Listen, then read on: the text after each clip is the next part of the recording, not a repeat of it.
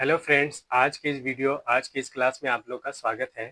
तो हम लोग पढ़ रहे थे आधुनिक भारत के इतिहास के बारे में, जिसमें हम लोग अध्याय स्टार्ट किए हैं यूरोपीय कंपनियों का आगमन। तो यूरोपीय कंपनियों के आगमन के क्रम में हम लोग पढ़ चुके हैं कि पुर्तगाली कंपनी यहाँ पे आती है, डच कंपनी आती है, डच यानी कि हॉलैंड या वर्तमान में नीदरलैंड है।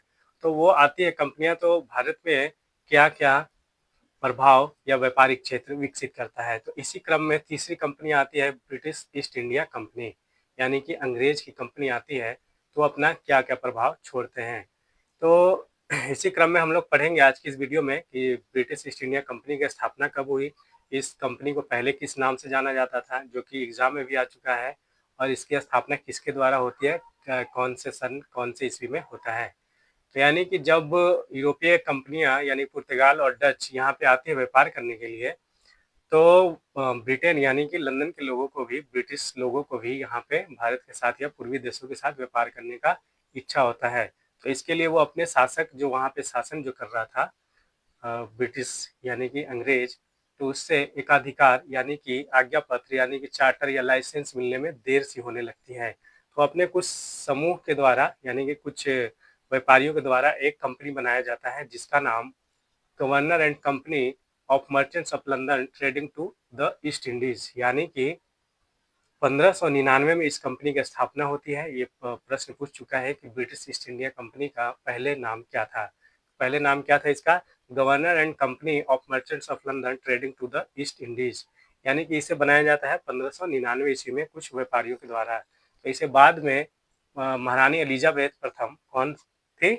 महारानी एलिजाबेथ प्रथम के द्वारा सन 31 दिसंबर 1600 ईस्वी, यानी कि तारीख 31 दिसंबर 1600 ईस्वी को इस कंपनी को ब्रिटिश ईस्ट इंडिया कंपनी या ईस्ट इंडिया कंपनी के नाम दिया जाता है।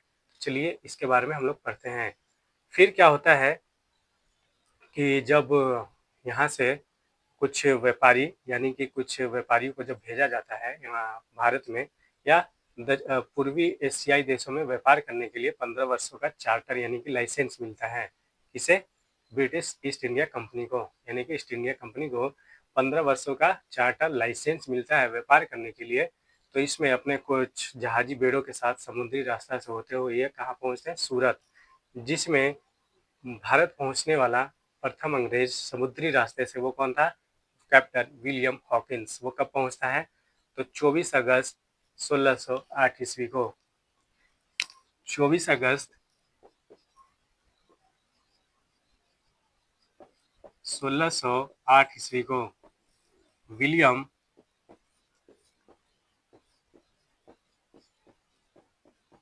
हॉकिंस कहाँ पहुंचता है? कैप्टन विलियम हॉकिंस पहुंचता है सूरत। कहाँ पे? सूरत, जहाँ पे जहांगीर यानी कि दिल्ली सल्तनत का शासक उस समय था। यह एक पिछले वीडियो में हम लोगों ने आपको पढ़ाया कि हमने आपको पढ़ाया कि जब स्थापना होता है 1600 ईस्वी में किसकी? ब्रिटिश ईस्ट इंडिया कंपनी की। 31 दिसंबर 1600 ईस्वी को ब्रिटिश ईस्ट इंडिया कंपनी या ईस्ट इंडिया कंपनी की स्थापना होती है। तो उस समय दिल्ली का जो शासक था वो अकबर, और 1608 ईस्वी में जब ये आता है तो वहाँ का शासक हो जाता है जहांगीर। ये एग्जाम के व्यू से बहुत इंपॉर्टेंट पॉइंट है, ध्यान रखने वाली बात है। तो जब जहांगीर के दरबार में यानी कि जेम्स प्रथम के दूत के द्वारा भी यहाँ के जो इंग्लैंड का जो शासक था, तो इंग्लैंड में जो ग्रेट ब्रिटेन जिसे नाम दिया गया है, तो उसमें स्कॉटलैंड, वेल्स और इंग्लैंड देश शामिल है।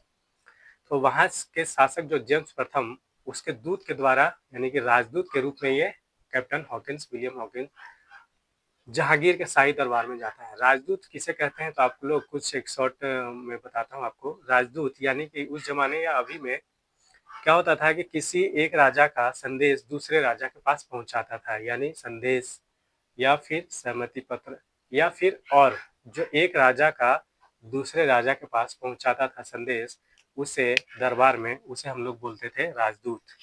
क्या बोलते थे? राजदूत या दूत। तो विलियम हॉकिंस जेम्स प्रथम के द्वारा भेजा गया दूत के रूप में कहाँ पहुंचता है? जहांगीर के शाही दरबार में उसका दरबार सजा रहता है, वहां पे जाके वो मतलब एकाधिकार यानी कि आज्ञा पत्र मांगता है भारत में व्यापार करने का। तो अब क्या होता है कि जो मुगल शासक थे, मुगल शासक वो फारसी और तुर्की भाषा के मतलब ज्ञानी थे, यानी कि वो बोलचाल में यूज करते थे यानी उपयोग करते थे। तो अब क्या होता है कि जैसे विलियम हॉकिंस यहाँ पे आता है तो वो भी तुर्की और फारसी भाषा सीख कर आता है कि जैसे हम वहाँ पे जाएं और कुछ वो उपहार स्वरूप वस्तुएं लाता है कि ताकि वहाँ के शासक जो है प्रसन्न हो जाएं और हमें व्यापार करने की अनुमति प्राप्त करें। तो इसी क्रम में वो फारसी में बात करता है किससे, जहांगीर से।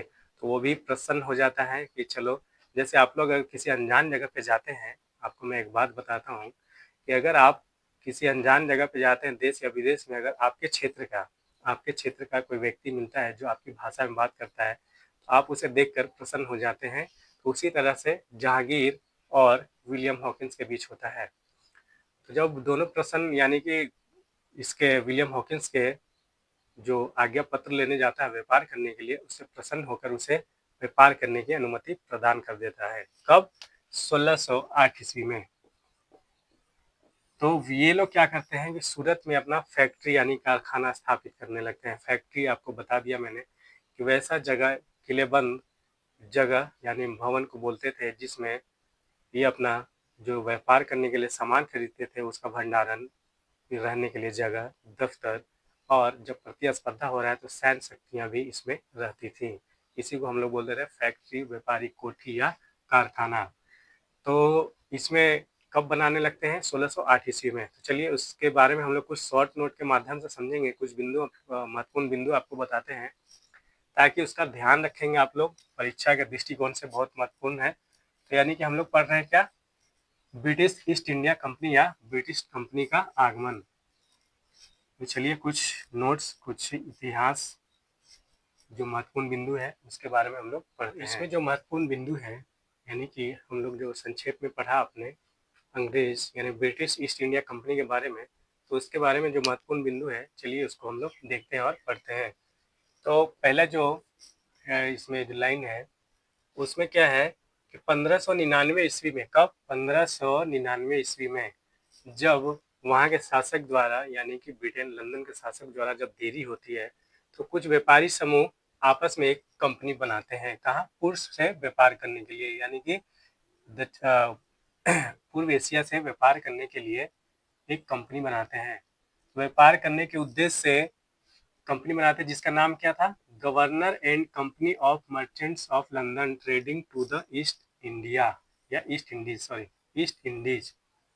यानी कि ये कंपनी बनाते हैं governor and company of merchants of London trading to the East Indies नामक कंपनी की स्थापना करते हैं। यानी कि ये पूछ चुका है कि ईस्ट इंडिया कंपनी का जो पहले नाम था, पुराना नाम था, वो क्या है।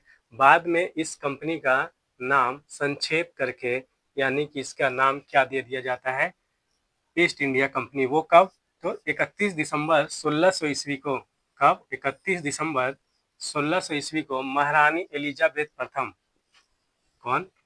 वहाँ की महारानी जो थी, महारानी एलिजाबेथ प्रथम ने ईस्ट इंडिया कंपनी की स्थापना की, यानी ब्रिटिश ईस्ट इंडिया कंपनी की।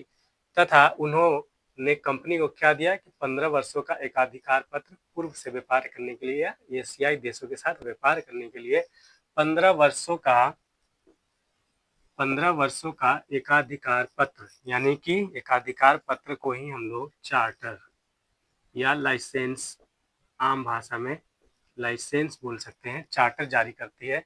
कितने दिनों के लिए? 15 वर्षों के लिए। यानी कि 15 वर्षों के लिए चार्टर जारी हो गया तो वो वहां से निकलते हैं अपने कुछ समूह के साथ, यानी कि अकेले व्यापार करने नहीं आएंगे, कुछ समूह के साथ, जहाजी बेड़ों के साथ अपना पूरा ताम झाम लेके वहां से निकलते हैं। केप ऑफ गुड होते हुए समुद्री रास्ता से निकलते हैं। तो उसमें जो था captain Hawkins, William captain Hawkins, जो फारसी और तुर्की भाषा अच्छी तरह से जानता था। तो वो कहाँ पहुंचता है? भारत में प्रथम अंग्रेज, चलिए इस लाइन को देखते हैं। भारत में प्रथम अंग्रेज यानी पहला अंग्रेज कैप्टन कौन? William Hawkins. किस रास्ते से? समुद्र के रास्ते से। ये क्वेश्चन ध्यान रखिएगा, समुद्र के रास्ते से, यानी कि स्थलीय मार्ग नहीं, समुद्री मार्ग से पहुंचने वाला प्रथम व्यक्ति अंग्रेज कौन था? कैप्टन विलियम हॉकिंस कब पहुंचा है? 24 अगस्त 1608 ईस्वी को। कब? 24 अगस्त 1608 ईस्वी को। जिस जहाज पे वो सवार होकर भारत आता है उस जहाज का नाम हेक्टर हेक्टर हेक्टर हेक्टर था। अब इसमें एक रेड ड्रैगन, इस जहाजी बेड़े में एक रेड ड्रैगन नामक जहाज भी था। उसका कैप्टन कौन था? William killing. ये भी ध्यान रखेंगे। एक रेड ड्रैगन यानी कि रेड ड्रैगन नामक जो जहाज था उसका विलियम किलिंग कैप्टन था। तो ये भी पूछ चुका है क्वेश्चन कि जो इस जहाज पे वो सवार होके आता है व्यापार करने के लिए उसका क्या नाम था? हेक्टर। और रेड ड्रैगन वो भी जहाज था जिसका कप्तान यानी कैप्टन विलियम किलिंग था। इसके बाद क्या होता है कि जब वो शाही दरबार में पहुंचता है तो उसे यहाँ पे व्यापार करने के लिए अनुमति भी प्राप्त हो जाती है। तो उसका जो बिंदु है वो मैंने संक्षेप में बता दिया, तो उसका शॉर्ट नोट भी हम लोग कर लेते हैं ताकि आगे आप लोग ध्यान रखेंगे। तो इसको नोट डाउन कर लेंगे, जो तीनों पॉइंट मैंने लिखाया है। इससे आगे के भी कुछ पॉइंट है उसे हम लोग पढ़ेंगे और संक्षेप में जानेंगे। चलिए हम लोग कुछ महत्वपूर्ण बिंदु के बारे में पढ़ रहे हैं, तो उसको हम लोग देखते हैं और समझते हैं। तो जब क्या होता है कि कैप्टन विलियम हॉकिंस व्यापार करने और फैक्ट्री स्थापित करने के लिए जहांगीर के दरबार में जाता है और उसे अनुमति भी मिल जाती है, तो 1608 ईस्वी में सूरत में अपना फैक्ट्री बनाना यानी कि ब्रिटिश ईस्ट इंडिया कंपनी का फैक्ट्री बनाना चालू हो जाता है। लेकिन पुर्तगाली व्यापारी जो पहले से जहांगीर के दरबार में उपस्थित है उसके दबाव या बहकावे या कूटनीतिक, राजनीतिक या बहकावे में आकर क्या होता है कि जो जहांगीर अपना शाही फरमान यानी कि वापस ले लेता है। फिर क्या होता है कि उसकी जो फैक्ट्री बंद हो जाती है। यानी जब पूछे कि पहली फैक्ट्री कब स्थापित करते हैं तो 1608 ईस्वी में कहा? सूरत में। तो चलिए इसी क्रम में हम लोग महत्वपूर्ण बिंदु के बारे में पढ़ते हैं। 1611 ईस्वी में क्या होता है? 1611 ईस्वी में यानी कि अंग्रेज अपना प्रयास नहीं छोड़ते हैं और वो किसी न किसी तरीके से प्रलोभन देकर, उपहार देकर यहाँ के सल्तनत या दिल्ली के शासक से अपना व्यापार और कोठी स्थापित करने की अनुमति पाने में सफल होते हैं। तो इसमें क्या करते हैं कि अंग्रेज कैप्टन मिडल्टन, कौन? अंग्रेज कैप्टन मिडल्टन ने 1611 ईस्वी में जहांगीर से भारत में व्यापार करने की अनुमति पाने में सफल होता है। कौन? अंग्रेज कैप्टन मिडल्टन। कब? 1611 ईस्वी में। इसी क्रम में जब सफल होता है तो 1611 ईस्वी में दक्षिण भारत में अंग्रेजों ने मसूलीपट्टनम, जिसे मछलीपट्टनम के नाम से भी जानते हैं, मसूलीपट्टनम में क्या करता है? पहली कोठी बनाता है। अगर ये प्रश्न पूछा जाए कि दक्षिण भारत में पहली कोठी कब बनाई गई अंग्रेजों के द्वारा, तो 1611 ईस्वी में कहा? मसूलीपट्टनम या मछलीपट्टनम में। फिर आगे 1612 ईस्वी में क्या होता है कि जब मैंने बताया कि पुर्तगाली जो अपना एकाधिकार यानी कि सिंगल समझ रहे थे कि मेरा ही सिर्फ अधिकार यहाँ पे व्यापार करने का, तो उसके बीच में जब संघर्ष होता है, तीनों चारों कंपनियां जो आती हैं, तो यानी पुर्तगाल, डच, अभी तक ब्रिटिश कंपनियां ही आई थी, तो संघर्ष होने लगता है। तो अंग्रेज कैप्टन थॉमस बेस्ट, कौन? कैप्टन थॉमस बेस्ट, ध्यान रखेंगे नाम। कैप्टन थॉमस बेस्ट ने 1612 ईस्वी में, कब? 1612 ईस्वी में सूरत, कहाँ पे? सूरत के समीप स्वाली में पुर्तगाल के जहाजी बेड़ों को पराजित करता है और उसके व्यापारिक एकाधिकार क्षेत्र को समाप्त करता है। यानी कि वो बोलता है कि अब व्यापार में प्रतिस्पर्धा होगा। अब क्या होता है? 1613 ईस्वी में जो पहले वहाँ पे सूरत में जो फैक्ट्री बन रही थी, जो अस्थायी रूप से बंद हो गया था, तो 1613 ईस्वी में अस्थायी रूप से, यानी कि अस्थायी रूप से जो बंद हो गया था, तो अस्थायी रूप से कहाँ पे फैक्ट्री 1613 ईस्वी में खुला? सूरत में। ये क्वेश्चन भी पूछ सकता है कि 1613 ईस्वी में यानी कि सूरत में अस्थायी रूप से जो फैक्ट्री अपना या कारखाना खोला वो कहाँ? सूरत में। फिर 1615 ईस्वी में क्या होता है कि अब यहाँ का इंग्लैंड का जो शासक था जेम्स प्रथम, वो सोचता है कि अब एक क्षेत्र पे नहीं, धीरे धीरे हमें पैसा कमाना है तो क्षेत्र बढ़ाना होगा। इनका मकसद था व्यापार करना। धीरे धीरे अपना क्षेत्र बनाने के लिए क्या करते हैं कि अनुमति मांगते हैं, यानी कि जहांगीर जो दिल्ली सल्तनत का जो शासक था उससे अनुमति पाने के लिए अपने अलग अलग दूत अलग अलग टाइम पे भेजते हैं कहाँ, भारत में। तो अब 1615 ईस्वी में कौन आता है, सर टॉमस रो। कौन आता है, सर टॉमस रो, ध्यान देंगे, सर टॉमस रो। जेम्स प्रथम के दूत के रूप में सर टॉमस रो आता है भारत में, और जहांगीर से मुगल साम्राज्य यानी कि भारत में जहां जहां पे मुगल साम्राज्य का एक अधिकार यानी अधिकार क्षेत्र था वहां पे व्यापार करने, कोठियां बनाने यानी कि फैक्ट्रियां या कारखाने बनाने में सफलता हासिल करता है। कौन, कैप्टन यानी कि sir Thomas Roe, sir Thomas Roe, sir Thomas Roe. तो 1611, 1612, 1613, 1615, इससे आगे भी कुछ महत्वपूर्ण बिंदु है, उसके बारे में हम लोग पढ़ते हैं। हम लोग देखते हैं इस महत्वपूर्ण बिंदु में, यानी कि हम लोग इस महत्वपूर्ण बिंदु में आगे पढ़ते हैं कि सन 1632 ईस्वी में जो अंग्रेज के लिए ब्रिटिश ईस्ट इंडिया कंपनी के लिए एक समझिए कि गोल्डन फरमान जारी किया जाता है, यानी कि इसे शाही फरमान भी कह सकते हैं। तो ये कैसे होता है उसके बारे में हम लोग पढ़ते हैं। तो 1632 ईस्वी में, कब, 1632 ईस्वी में गोलकुंडा यानी कि तेलंगाना आंध्र प्रदेश का क्षेत्र है। गोलकुंडा कहाँ का क्षेत्र है, तेलंगाना का क्षेत्र। तो गोलकुंडा के सुल्तान के द्वारा, वहां पे जो सुल्तान जिसका शासन था, किसका शासन था, अब्दुल्ला कुतुब शाह, काकतीय वंश का अब्दुल्ला कुतुब शाह के द्वारा 500 पैगोडा वार्षिक कर के रूप में, यानी कि इन्होंने अंग्रेज को एक सुनहरा फरमान, शाही फरमान जारी किया कि आप हमें 500 रुपये वार्षिक, मतलब कर के रूप में यानी कि रेंट के रूप में आप दीजिए, और आप गोलकुंडा के जितने सभी बंदरगाह हैं उस पर स्वतंत्रता पूर्वक या सफलता पूर्वक व्यापार कर सकते हैं। 500 पैगोडा वार्षिक कर, कितना, 500 पैगोडा। तो गोलकुंडा के बंदरगाह पर स्वतंत्रता पूर्वक व्यापार करने की सहमति किसने प्रदान की, तो गोलकुंडा के सुल्तान अब्दुल्ला कुतुब शाह के द्वारा। कब दिया गया, 1632 ईस्वी में।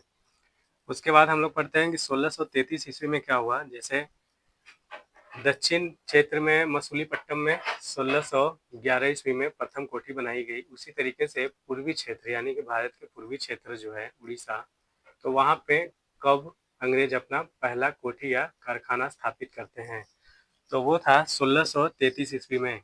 पूर्वी भारत, ये क्वेश्चन अगर पूछे कि पूर्वी भारत में अंग्रेजों ने अपना पहला कारखाना कब बनाया और कहाँ बनाया, तो उड़ीसा, उड़ीसा के बालासोर क्षेत्र में। कब बनाया, 1633 ईस्वी में।